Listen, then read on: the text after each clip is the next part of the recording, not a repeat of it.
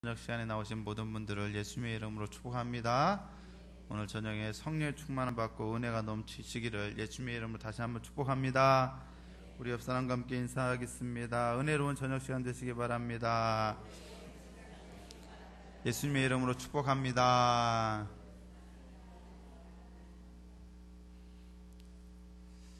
오늘 특별히 안나회 우리 권사님들 주관으로 심야기도회를 드리는데 아까 축복성 같이 불러드리는데 당신은 사랑받기 위해 태어난 사람 맞는데 약간 이렇게 좀 바꿔서 불러드리고 싶었어요.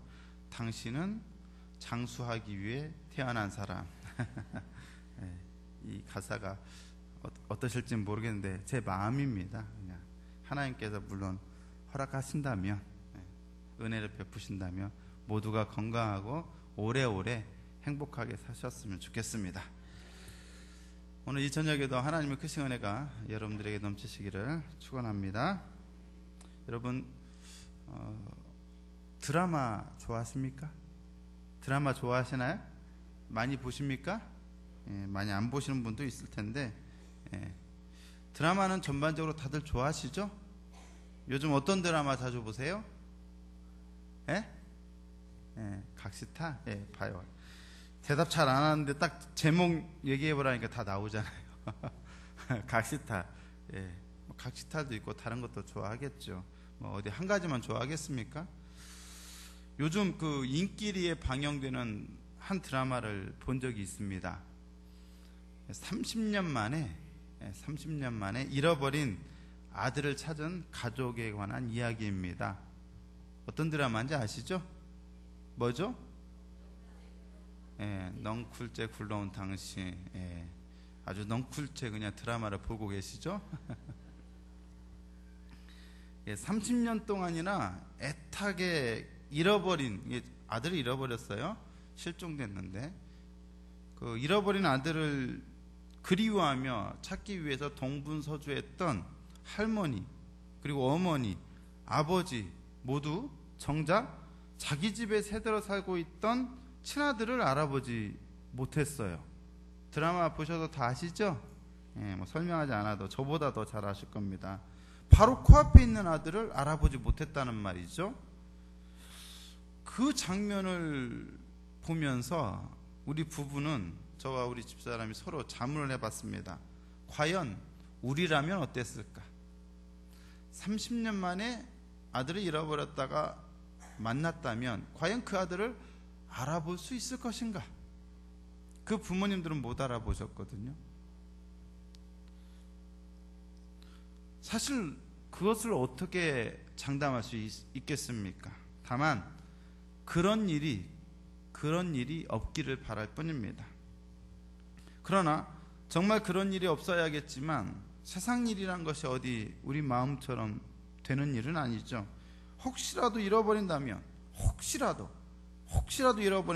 그러면 우리가 해야 할 일은 어떻게 해서든 잃어버린 우리 아들을 30년 만에 만나도 어떻게 해야 돼요? 알아볼 수 있어야 돼요. 그래서 어떻게 내 아들을 알아볼 수 있을까라는 생각이 들자 갑자기 머리가 회전하기 시작했습니다. 어떤 회전이죠? 우리 아들의 신체적 특징은 무엇인가? 우연이라도 만난다면 결코 그 기회를 놓치지 말아야 하는데 신체적 특징이라도 알아봐가지고 딱 단번에 알아봐야 하잖아요. 그래서 머리끝부터 우리 아들의 머리끝부터 발끝까지 신체 특징이 무엇인지 머릿속으로 한번 스캔해봤습니다. 가슴에 우리 아들이 하얀 반점이 있어요. 이거 보면 알아볼 수 있을 것 같아요. 그리고 허리와 허벅지 사이에 점이 하나가 있어요. 이것도 알아볼 수 있을 것 같아요. 그리고 다리에 이 다리미가 뜨거운 것을 모르고 근처 지나가다가 살짝 데인 게 있어요. 그게 자국이 났어요. 그거 보면 확실히 또 알아볼 수 있을 것 같아요. 그러면서 그 정도 생각하면서 과연 이것으로 충분할까? 혹 내가 더 알아야 하는 것은 없나 하는 생각이 더 들었습니다. 사랑한다면 자식의 신체 특징쯤은 제대로 알아두어야 한다는 것을 말하려는 것이 아닙니다. 제가 드라마를 보면서 왜 그런 생각이 그렇게 몰두했겠습니까? 그것은 우리 아들을 잃어버릴 수도 있다는 두려움 때문이겠죠. 나도 그런 일이 있을 수도 있는 거니까. 그리고 그것이 그토록 두려운 이유는 당연히 내 자식을 너무도 사랑하기 때문입니다. 자식 없는, 이 아이 없는 삶을 상상조차 하고 싶지 않습니다. 아이 없는 삶, 혹은 아이를 잃어버린 삶이 어찌 삶이라 할 수 있겠어요? 부모에게 자녀는 그 무엇과도 바꿀 수 없는 최고의 존재입니다. 여러분에게도 그렇지 않습니까? 우리 모두에게 그렇지 않습니까? 나의 생명을 버린다 하더라도 지키고 싶은 가장 소중한 존재, 그것이 바로 자식이죠. 그런 자식이 있기에 우리는 행복합니다. 속을썩여도 사실은 행복한 거예요. 잃어버리지 않는 한은. 말썽을 피워도 행복한 거예요. 그런 자식이 있기에 우리의 일상의 삶조차 우리에게는 사실 최고의 행복입니다. 그러나 자식을 잃어버린 부모는 아무리 멋지게 살고 화려한 집에 살고 맛있는 음식을 먹고 멋진 옷을 입고 다녀도 결코 행복하지 않아요. 그런데 누군가에게는 이렇게 너무도 평범한 이러한 행복이 도저히 이룰 수 없는 꿈인 사람들이 있어요. 남들에게는 너무도 자연스럽고 당연한 일이 기적이요 딴 나라 이야기에 불과한 사람들이 있어요. 어떤 사람들일까요? 바로 불임 부부들입니다. 자식을 낳아가지고 키워보니까 자식 없는 삶의 고통이 얼마나 클지 대략 짐작이 갑니다. 너무도 간절히 원하지만 도저히 가질 수 없기에 그들의 고통은 더 처절할 것입니다. 가지고 싶지요. 그러나 가지지를 못해요. 불임으로 인한 심한 심적인 스트레스도 이만저만이 아니겠지만 사회적인 편견이나 시선 역시 견딜 수 없는 고통일 것입니다. 불임의 원인이 남자보다 여자에게 있다고 할 경우 고통은 더욱 심화될 것입니다. 늘 남편이나 시댁 식구들의 눈치를 봐야 하고 무슨 죄인이라도 된 듯 숨도 제대로 쉬지 못하는 그런 여인들에게 어디 하루라도 편안할 날이 있겠습니까? 요즘 같은 시대도 상황이 이렇다면 과거에는 얼마나 심했겠어요? 우리나라 같은 경우도 조선시대에 시집간 여인들이 소방 맞는 첫 번째 사유쯤 되는 게 뭐겠어요? 아이 못 낳는 거였겠지요. 대를 이어주지 못하는 여인, 바로 소방 맞는 조건 1순위입니다. 순위 1순위입니다. 그렇다면 여러분, 이스라엘이라고 해서 다를까요? 아이 못 낳는 여자는 늘 차가운 사람들의 시선을 견뎌야 했으며 집안의 수치점으로 여겨졌습니다. 엘리사벳은 그러한 삶을 살아야 했던 기구한 운명을 가진 여인이었습니다. 그 남편 사가랴 역시 사회적으로 존경받는 제사장이었지만 자식이 주는 기쁨을 전혀 알지 못한 채 쓸쓸하게 늙어가고 있었어요. 이제 그들은 더 이상 아이를 낳을 수 없을 만큼 나이를 많이 먹었습니다. 자녀와 관련하여 더 이상 그들은 어떠한 소망도 가질 수가 없었습니다. 그런 그들에게 예기치 않은 사건이 터집니다. 그만 벌써 뭐가 생겨요? 아기가 생겼어요. 그것도 아들이. 하나님께서 보내신 천사를 통해서 예고된 일이었다고는 하지만 막상 현실이 되었을 때 그들의 기분은 어땠을까요? 아이 없는 기구한 인생을 살아야 했던 엘리사벳, 그녀는 이제 하나님께서 베푸시는 기적과 축복의 주인공이 되었습니다. 엘리사벳은 덩실덩실 춤이라도 추고 싶었을 것입니다. 그렇다면 마리아는 어땠을까요? 불임 여성인데다가 임신이 불가능한 할머니였던, 나이 많은 할머니였던 엘리사벳이 아기를 가졌다는 것은 분명 누가 봐도 기쁘고 즐거운 일입니다. 그보다 놀랍고 축복된 일이 어디 있겠습니까? 그러나 마리아는 어때요? 마리아는 비록 정운한 여인이긴 했지만 그녀는 아직 처녀예요. 처녀. 남자를 알아서도 안 되고 남자를 알지도 못한 처녀였습니다. 게다가 그녀는 절대로 임신해서는 안 되는 처지였어요.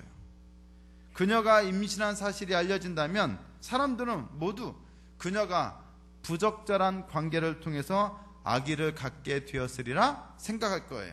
그것은 정혼한 남자가 있던 여자였던 그 마리아에게 곧 죽음을 의미하는 것이었습니다. 아이가 없어도 간절히 원하던 할머니가 임신한 거야 기뻐하고 축복할 일이지만 마리아는 전혀 그럴 수 있는 처지가 아니었어요. 마리아의 임신은 어떻게 보면 축복이 아니라 뭐예요? 고통이에요. 비극이에요. 절망이에요. 아무리 천사가 전해준 말이라 할지라도 누군가 그녀가 임신할 것이라고 말한다면 그녀는 그것을 반길 것이 아니라 강력하게 거부해야 합니다. 무슨 임신입니까? 저는 처녀인데요. 더구나 정혼한 남자가 있어요. 큰일 납니다. 큰일 날 소리 하지 마세요. 하나님을 찬양하기보다는 오히려 원망하거나 이거 물려달라고, 이런 일 필요 없다고, 나 물려달라고, 필요 없다고 물려달라고 애원해야 돼요. 그런데 오늘 본문을 보니까 마리아는 어떻게 하고 있습니까? 기쁨으로 하나님을 찬양하고 있다라는 거예요. 도저히 이해할 수 없는 상황이죠. 왜 그랬을까요? 왜 그랬을까요? 오늘 그것에 대해서 같이 한번 생각해 보고자 합니다.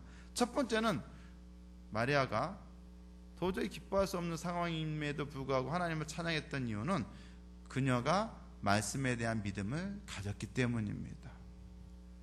누가복음 1장 45절 한번 보실까요? 여러분 가진 성경책 보시면 됩니다. 1장 45절 같이 한번 읽어볼까요? 시작. 주께서 하신 말씀이 반드시 이루어지리라고 믿은 그 여자에게 복이 있도다. 뭐가 있다고요? 복이 있어요. 근데 어떤 여자에게? 믿은 여자에게. 근데 무엇을 믿어요? 주께서 하신 말씀이 이루어지리라고 한 것을 믿은 여자에게. 사가랴에게 나타나서 수태를 고지했던 가브리엘은 엘리사벳이 임신한 지 6달 후에 마리아에게도 수태를 고지했습니다. 사실 처녀였던 마리아로서는 코가 막히고 귀가 막힐 일이었습니다. 어떻게 그런 일이 가능합니까? 마리아로서도 묻지 않을 수가 없었지요.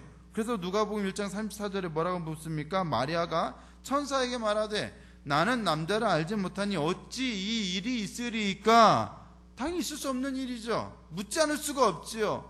자연적으로 의학적으로 전혀 불가능한 일이었습니다. 그러나 천사 가브리엘은 그 일이 얼마든지 가능한 일이라는 것을 강변하고 있어요. 왜요? 어떻게 가능합니까? 하나님의 능력으로 가능하다는 거예요. 누가복음 1장 35절 한번 보세요. 1장 35절입니다. 같이 한번 읽어보실까요? 시작. 천사가 대답하여 이르되 성령이 내게 임하시고 지극히 높으신 이의 능력이 너를 덮으시리니 이러므로 나실 바 거룩한 이는 하나님의 아들이라 일컬어지리라. 거기에 보면 누가 임한다고요? 성령이 임하고요. 무엇이 그녀를 덮어요? 지극히 높으신 이의 능력이. 어떻게 이게 가능합니까? 바로 성령의 능력으로 가능하다는 거예요. 하나님의 놀라운 능력으로 가능하다는 거예요. 물론 성령을 통한 하나님의 능력이라면 무슨 일인들 불가능하겠습니까? 그러나 그걸 모르는 건 아니에요. 그러나 하나님의 일이 되어져 가는 상황을 마리아가 아무리 믿음 좋다 할지라도 한눈에 파악할 수는 없는 노릇이죠. 가브리엘은 하나님의 능력을 통해 이루어지는 일을 마리아가 조금이라도 더 제대로 파악할 수 있도록 어떤 이야기를 해줍니까? 지금 엘리사벳에게 일어난 일을 말해준다는 거예요. 엘리사벳과 마리아는 어떤 관계예요? 친척 관계입니다.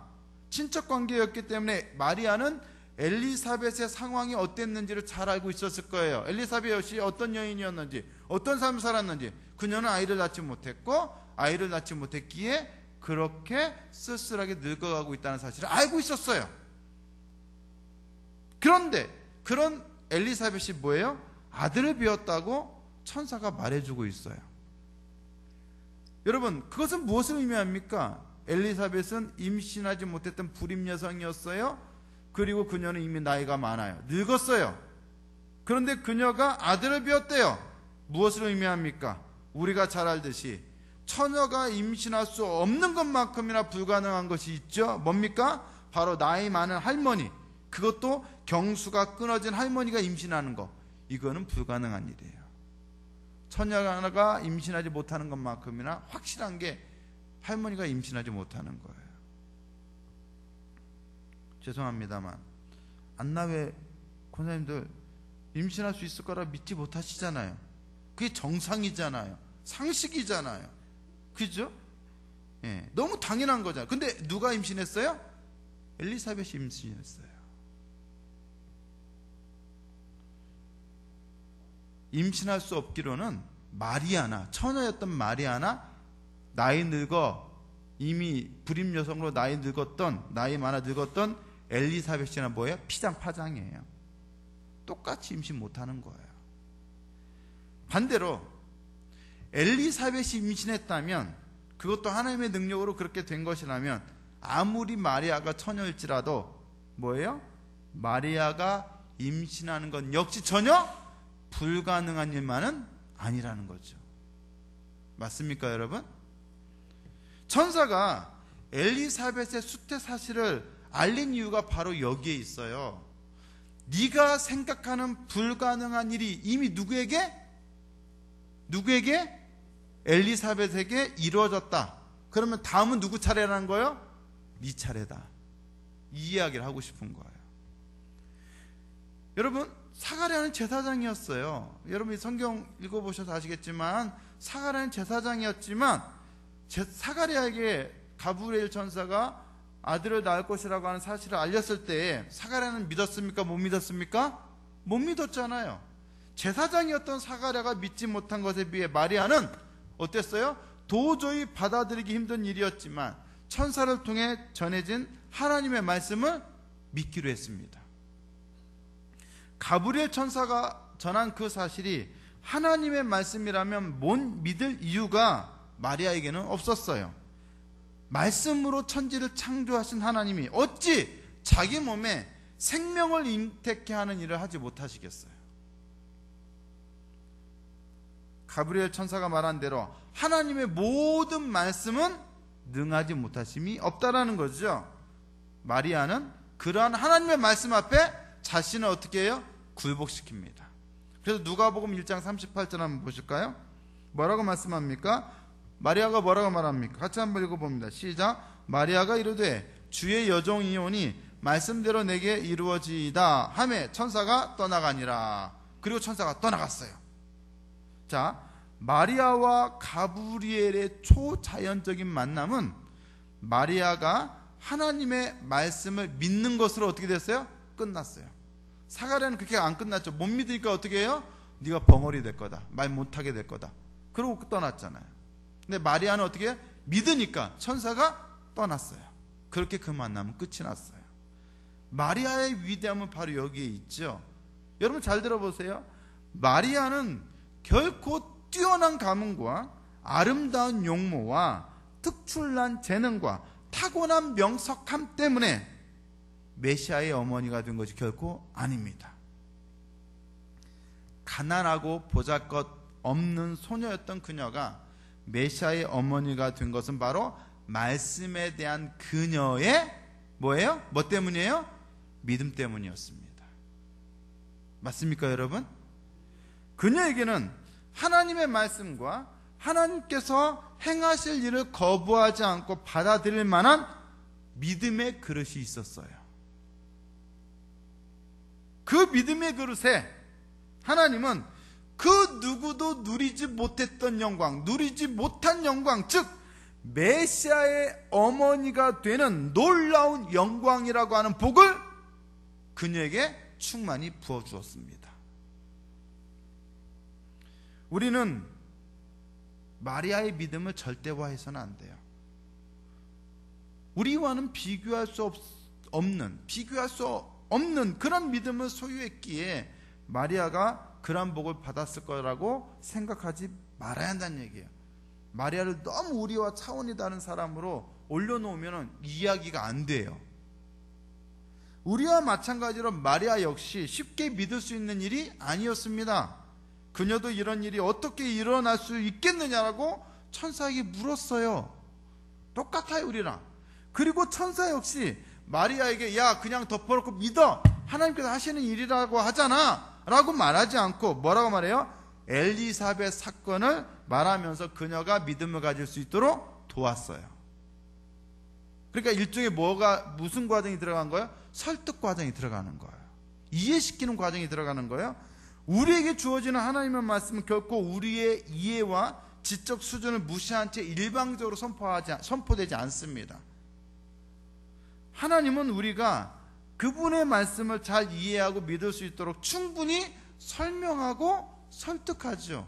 오늘날 설교자가 설명도 없고 설득도 없이 믿으시오 하면 여러분 다 믿겠습니까? 뭐 하는 짓이야 하고 돌아가지 않겠어요?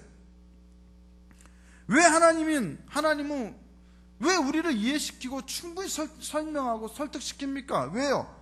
우리가 인격적으로 그냥 덮어놓고 맹목적으로 믿는 게 아니라 우리가 인격적으로 하나님께 항복할 수 있도록 하기 위해서예요.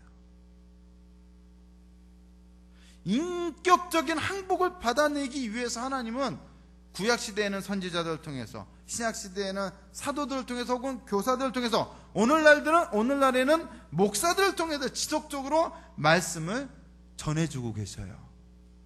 때로는 시적인 강렬함으로, 혹은 때로는 소설같이 재미있는 이야기로, 때로는 청동같이 강력하고 날카로운 책망으로, 때로는 부드럽고 따사로운 사랑의 속삭임으로, 때로는 아이에게 들려주는 어머니의 자장가 같은 세미한 음성으로 늘 한결같이 우리에게 말씀해 오고 계시다는 거예요. 말씀해 주고 계시다는 거예요. 그렇게 하시는 이유는 하나님의 말씀에 설복당해서 우리로 하여금 그 말씀을 믿도록 하기 위해서죠. 덮어놓고 맹목적으로 믿는다고 믿음이 생기는 게 결코 아닙니다. 믿음은 하나님의 말씀에 대한 주의 깊은 경청과 겸손한 마음과 하나님의 능력에 대한 신뢰로부터 생깁니다. 마리아처럼 겸손하게 주의 깊게 그리고 신뢰하는 마음으로 말씀을 듣고자 한다면 오늘 우리들도 마리아의 믿음의 길을 따라갈 수 있을 것입니다. 마리아만 뛰어나서 그런 믿음을 가진 게 아니라 오늘 우리들도 말씀을 제대로 듣기만 한다면 우리도 믿음을 가질 수 있어요. 마리아처럼. 그래야 우리들도 하나님께서 우리 각자의 믿음의 그릇에 채워주시는 복을 누리고 그 놀라운 복으로 인해 마리아처럼 절망적인 상황에서조차도 하나님을 찬양하는 사람이 될 수 있을 것입니다. 마리아와 우리의 차이가 있다면 그것은 믿음의 차이가 아니라 말씀을 대하는 자세의 차이입니다. 그녀는 말씀을 아주 겸손하고도 진지하게 대했습니다. 그러나 현대의 그리스도인들은 어떻습니까? 자기의 입맛에 맞는 것만 골라 드리려고 합니다. 말씀에 대한 진지함이나 사모함이나 겸손함을 가진 사람을 찾아보기 힘들어요. 이런 자세를 통해 어떻게 말씀을 통해 믿음에 이를 수 있겠습니까? 오늘 우리들의 믿음의 문제는 말씀을 대하는 자세의 문제임을 우리가 똑바로 알아야 합니다. 말씀을 듣는 청중들의 자세만을 문제 삼는 것이 아닙니다. 여러분들의 자세만을 문제 삼는 게 아니에요. 어차피 말씀을 저와 전하는 우리 모든 설교자 역시 1차적으로는 말씀을 듣는 자들입니다. 전하기 위해서 먼저 들어야 돼요. 말씀을 들어야 한다는 점에 있어서는 설교자 역시 일반 회중과 별반 다를 것이 없어요.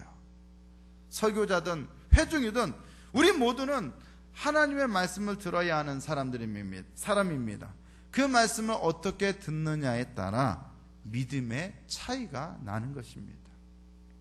오늘 우리는 하나님의 말씀이 얼마나 능력이 있으며 그 능력의 말씀이 바로 나와 우리 모두를 위한 살아계신 하나님의 생명의 말씀임을 얼마나 절대적으로 신뢰하며 그 말씀을 받고 있습니까? 교회의 회복은 언제나 살아계신 하나님의 말씀의 회복으로부터 비롯됩니다. 그것은 개개인의 영적 회복에 있어서도 마찬가지입니다. 말씀 없이 어떻게 믿음 생활합니까? 마리아처럼 겸손하게 진지하게 그리고 신뢰하는 자세로 말씀을 듣고자 한다면 믿음의 놀라운 역사를 이루는 주인공이 될 수 있을 것입니다. 그 결과는 믿음의 그릇에 채워지는 복을 하나님으로부터 받아 누리는 것이 될 것입니다. 오늘 우리들 역시 하나님의 진정한 복으로 채워지는 인생이 되기를 원한다면 마리아처럼 하나님의 말씀 진지하게 믿음으로 받아야 할 것입니다. 그럴 때 우리는 절망 중에도 하나님을 찬양하는 삶, 그리고 그렇게 복된 삶을 살아갈 수가 있을 것입니다. 진정한 절망은 우리의 현실의 절망이 아니라 말씀이 들려오지 않을 때, 말씀이 없을 때예요. 믿으십니까? 여러분, 말씀이 있다면 여러분 얼마든지 우리가 소망을 가질 수 있어요. 말씀이 능력이 됨을 믿으시기 바랍니다. 두 번째, 이 마리아가 절망적인 상황임에도 불구하고 하나님을 찬양할 수 있었던 두 번째 이유는 바로 비전과 소망 때문입니다. 누가복음 1장 46절에서 48절 한번 보실까요?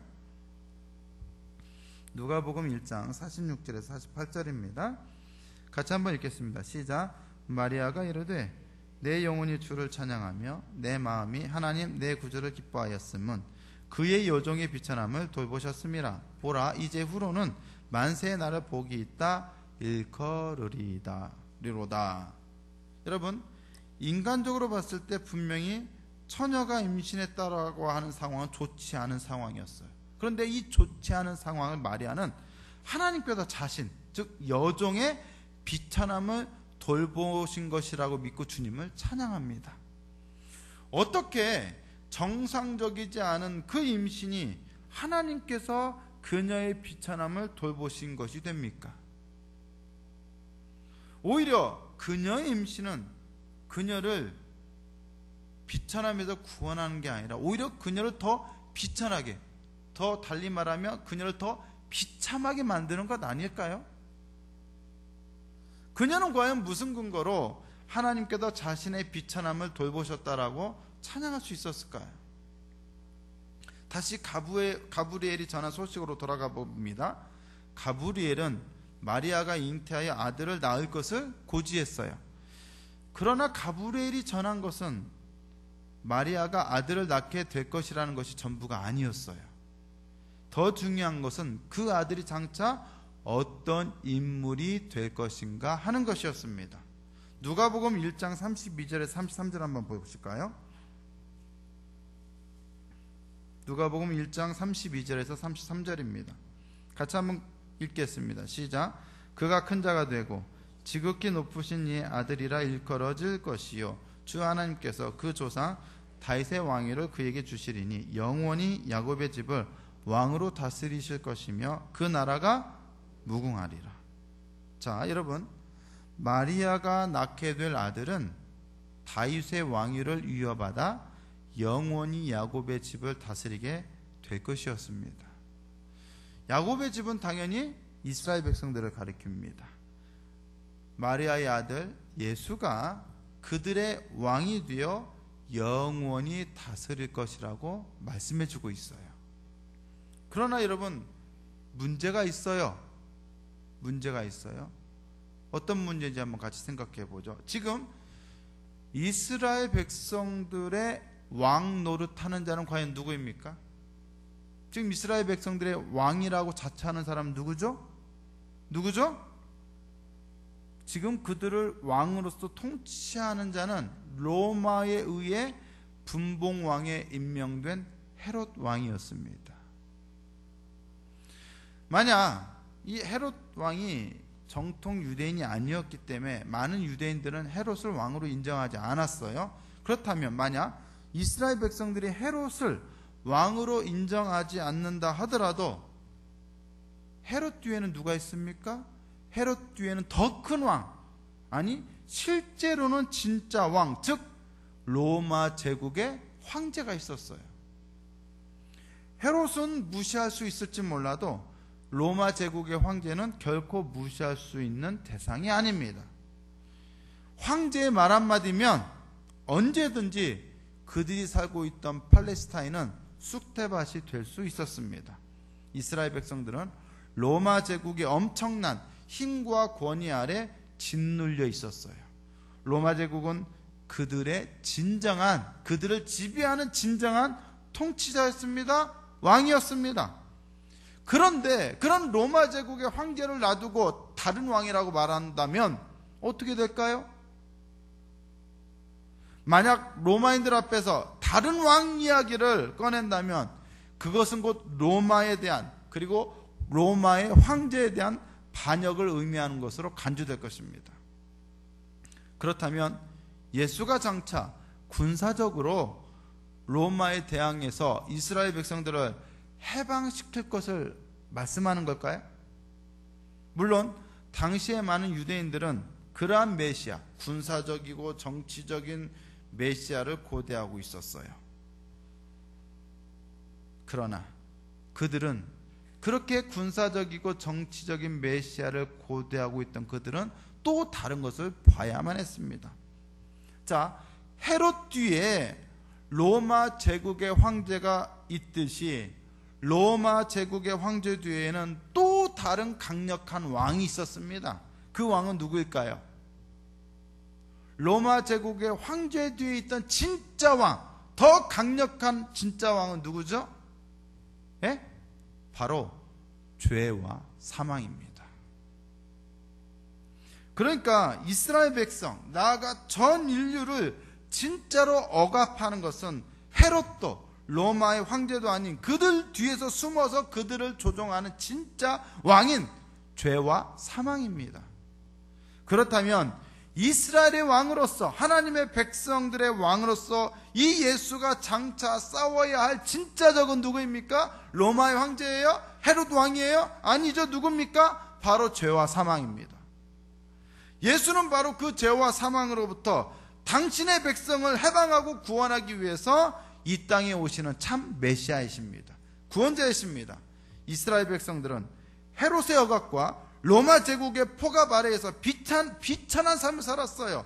마리아 역시 그들 때문에 비천한 삶을 살았던 한 사람이었어요. 그러나 그들을 비천하게 만든 진짜 원흉은 따로 있는데 바로 뭡니까? 죄와 사망입니다. 죄와 사망으로부터 해방될 때 마리아를 포함한 모든 이스라엘 백성들은 비천함으로부터 건진받게 되는 거죠. 마리아는 장차 이러한 일이 천사가 알려준 대로 자신이 잉태하게 될 아들을 통해 이루어지게 되리라는 것을 소망하였습니다. 천사가 전해준 말씀을 통해 마리아는 미래에 이루어질 이러한 일을 자신의 비전으로 삼을 수가 있었습니다. 자, 말씀은 우리에게 무엇을 줍니까? 비전과 소망을 줍니다. 그리고 그 비전과 소망은 지금의 불우한 현실을 뛰어넘어 우리를 승리와 환희의 미래로 이끕니다. 어쩌면 인간적으로 보면 더욱 비천해질 수 있는 자신의 처지였지만 마리아에게는 그러한 비전과 소망이 있었기에 그 상황을 오히려 자신의 비천함을 하나님께서 돌보시는 것으로 볼 수가 있었어요. 능하신 하나님이 이 놀라운 큰 일을 그녀와 그녀의 민족에게 행하실 것을 소망하며 믿음으로 바라볼 수가 있었습니다. 그녀의 소망과 비전은 헤롯, 로마의 황제로 대표되는 죄와 사망의 권세를 두려워하고 있는 모든 이스라엘 백성들, 나아가 온 인류를 하나님께서 긍휼히 여기신다는 분명한 소망이었습니다. 자신을 통해서, 자신의 자궁을 통해서 이 세상에 나올 메시아를 통해 하나님께서 권능의 팔을 들어 죄와 사망을 내리치시고 비천한 죄인이었던 모든 자들을 구원하실 것을 마리아는 믿음으로 소망하였습니다. 그렇다면 오늘 우리는 무엇을 소망할 수 있을까요? 무엇을 소망해야 합니까? 아니, 무엇을 우리가 비전으로 삼아야 합니까? 우리의 비천하고 불우한 참담한 현실입니까? 아니면 하나님께서 우리의 비천함을 긍휼히 여기시고 돌보셔서 이루실 회복과 구원입니까? 무엇이 여러분의 소망이며 비전입니까? 교회의 현실에 대해서도 우리는 무엇을 소망하며 어떤 비전을 봐야 합니까? 여전히 과거에 얽매이고 변화되지 못하여 과거의 아픔과 고통을 답습하는, 그대로 답습하는 교회의 모습입니까? 아니면 하나님의 은혜와 능력으로 회복되어 생기가 넘치고 건강하며 예수로 행복해지는 교회의 모습입니까? 하나님의 말씀을 받은 자들은, 또 그 말씀을 진정 하나님의 말씀으로 믿는 자들은 언제나 참다운 소망과 비전으로 오늘의 아픔과 고통에도 불구하고 미래를 향해 나아가는 사람들입니다. 회복되고, 그리고 건강하고, 그리고 은혜와 복이 넘치는 그러한 미래를 향하여 나아가는 자들입니다. 결코 지금의 아픔과 현실의 문제가 그들의 발목을 잡아 끌지 못하도록 더욱 힘차게 소망과 비전의 힘으로 나아가는 것입니다. 그것이 바로 말씀을 통해서 확보되는 비전과 소망이 가진 힘이에요. 여러분들에게는 그러한 소망과 비전이 있습니까? 지금 여러분들의 가정, 지금 여러분들의 자녀, 지금 여러분들의 현실과 삶에 이루어질 소망, 비전이 있습니까? 그 소망과 비전을 향하여 여러분 나아가고 있습니까? 아니면 현실에 좌절하여 저는 안 되는데요, 저는 처녀인데요, 저는 결혼도 안 했고 남자도 모르는데 안 돼요, 안 돼요, 아니 돼요 하면서 절망합니까? 어떤 상황에도 소망과 비전을 가진 자들은 하나님께서 이루실 미래를 향하여 나아가는 자들입니다. 믿으십니까, 여러분? 그러한 소망과 비전이 있으십니까? 오늘 우리들이 이 자리에 나와 있는 이유는 그러한 소망과 비전을 통해서 우리가 하나님을 향하여 담대한 믿음을 가지고 그러한 소망과 비전을 통해 주어지는 기도점을 가지고 기도하기 위해서입니다. 사랑하는 성도 여러분, 말씀을 통하여 믿으시기 바랍니다. 또한 말씀을 통하여 소망과 비전의 사람이 되시기 바랍니다. 어떠한 상황도 이겨낼 수 있는 믿음과 소망이 여러분들에게 주어진다면, 또한 우리 동안교회에 주어진다면 우리에게는 문제가 아니라, 어려움이 아니라, 위기가 아니라, 절망이 아니라 위대한 미래로 나아가는 디딤돌이 되어줄 것입니다. 이러한 승리의 사람, 마리아처럼 복된 사람이 되실 수 있기를 바랍니다. 또한 더불어 하나님을 찬양하는, 절망 중에도 찬양하는 우리 모두가 될 수 있기를 예수님의 이름으로 축복합니다. 우리 동안교회가 되기를 축복합니다. 마지막 세 번째가 있는데, 시간이 없어서 안 하는 게 아니라 시간이 부족해서 준비를 못해서 다음에 기회가 있으면 전하도록 하겠습니다.